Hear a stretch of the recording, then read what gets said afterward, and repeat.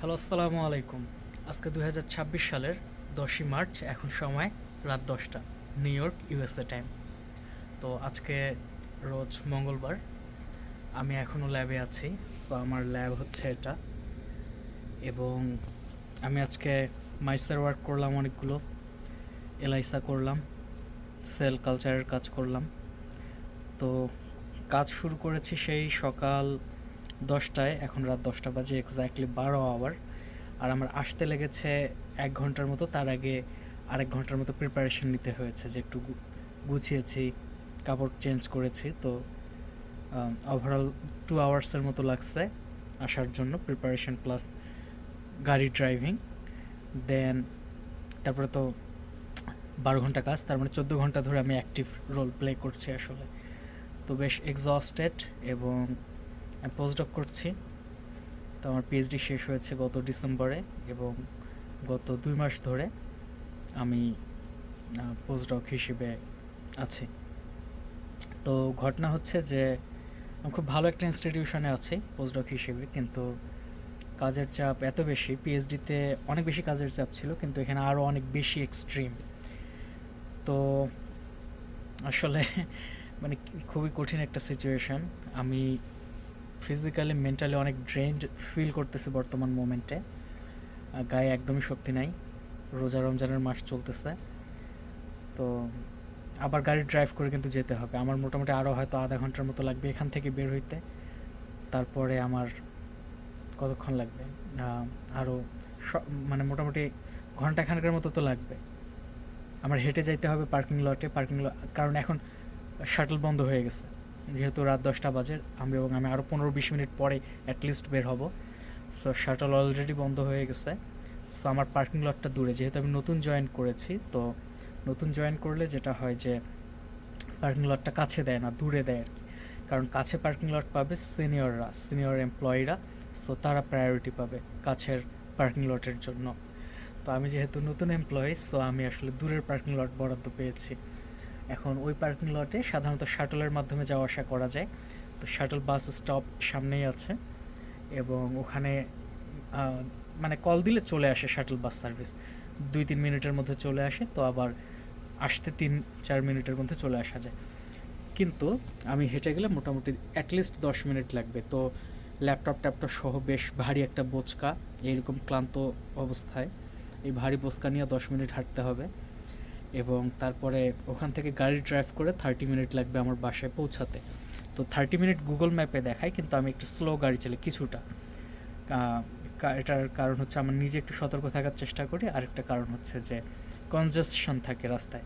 তো এত রাতে অবশ্য কনজেশন থাকার কথা না, রাস্তা ফাঁকাই থাকবে। তো 30 মিনিটসে আমি ধরে নিলাম আর কি, গুগল ম্যাপ যেটা দেখায় সেটাই আমি ধরে নিলাম। তো তারপরে বাসায় গিয়ে ফ্রেশ ট্রেশ হয়ে তাড়াতাড়ি ঘুমাইতে হবে, কারণ আবার কালকে একদম সকালে আসতে হবে। তো যেটা ঘটনা যে কালকে আমি নতুন কিছু কাজ থাকবে।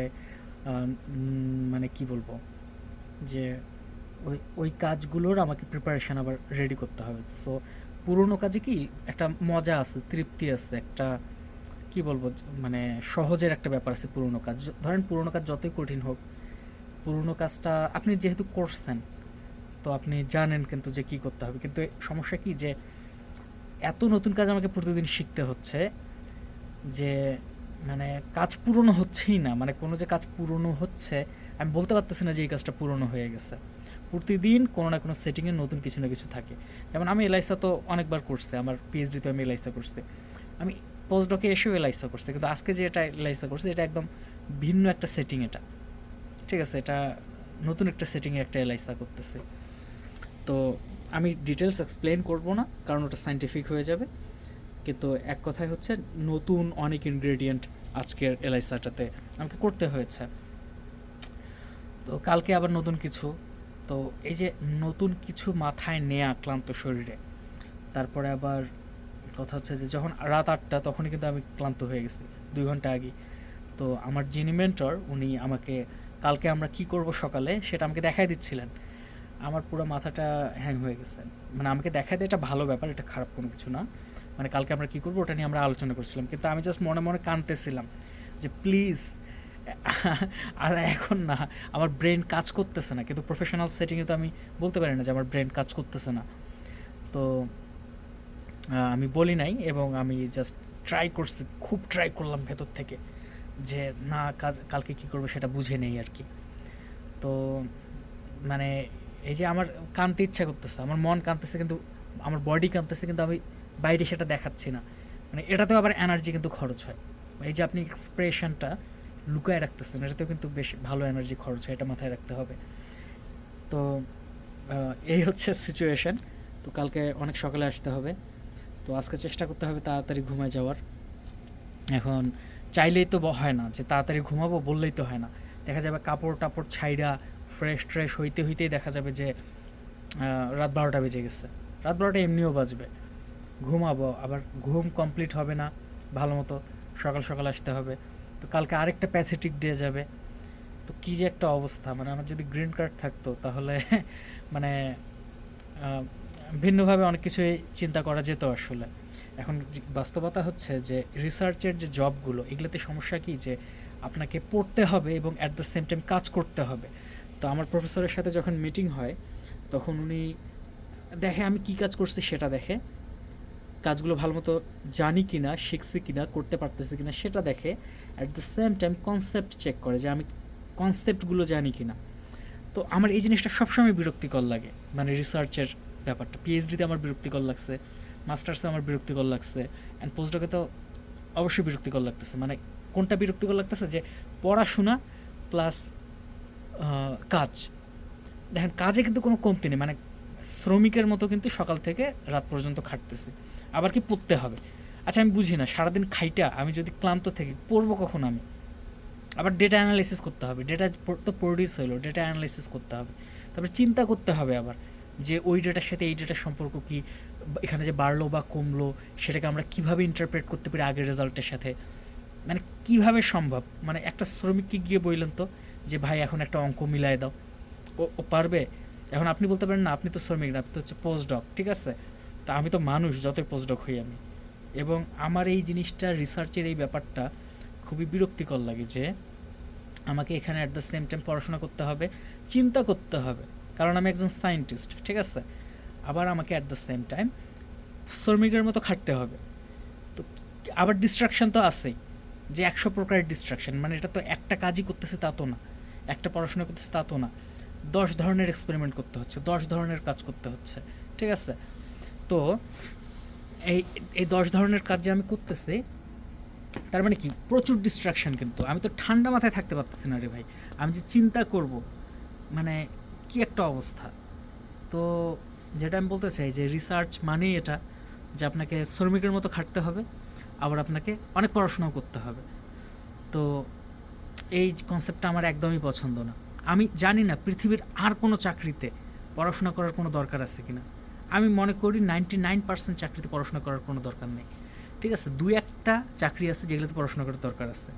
তো সেই যে 2-1টা চাকরির কথা বলতেছে, তার মধ্যে রিসার্চ একটা চাকরি, যেখানে পড়াশোনা এবং শ্রমিকের মতো পরিশ্রম দুটোর কম্বিনেশন। মানে এটা ইনসেন। আপনি আর কোনো চাকরি পাবেন না যেখানে আপনাকে শ্রমিকের মতো খাটতে হচ্ছে, আবার ভদ্র ছাত্রের মতো পড়াশোনাও করতে হচ্ছে, ঠিক আছে?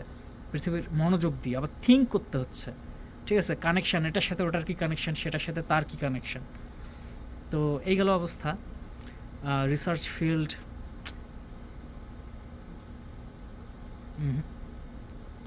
ঠিক আছে, বললাম না আর কি, বুঝে নেন। তো ঠিক আছে, রাখলাম তাহলে। তো আসলে এই অনুভূতিগুলো আমি মনে করি রেকর্ড করে রাখার দরকার আছে, কারণ 6 মাস পরে আমার অনুভূতি চেঞ্জ হয়ে যাবে পার্টিকুলার কিছু সিচুয়েশনের কারণে। মানে আমি বলতেছি না যে ওভারঅল অনুভূতি চেঞ্জ হবে, বাট ডিটেলসগুলো মিসিং হয়ে যাবে। এই যেমন আজকে রাত 8টায় আমার মাথা কাজ করতেছিল না, ইনফরমেশনটা তো আমি ভুলে যাব। কবেকার কোন রাত 8টা মনে থাকবে? অনেকগুলো রাত 8টা হয়ে যাবে, তাই না? যেখানে অনেক মাথা কাজ করতেছিল না। তো আমি মনে করি যে মাঝে মাঝে নিজের অনুভূতিগুলো একটু রেকর্ড করে রাখা দরকার, এই কারণে যে আজ থেকে আমি কিন্তু দেখি না তা না, মাঝে মাঝে কিন্তু আমি দেখি যে আজ থেকে 2 বছর আগে আমার অনুভূতিটা একটা পার্টিকুলার ব্যাপারে কী ছিল। এটা ইম্পর্ট্যান্ট, এটা আপনারাও করবেন, এটা ট্র্যাক করবেন আপনাদের অনুভূতিগুলো। তো ঠিক আছে, আমি এই তো 10 মিনিট হয়ে গেল, ভিডিওটা বিশাল হয়ে গেছে। রাখি তাহলে, বাই বাই, আল্লাহ হাফেজ, আসসালামু আলাইকুম।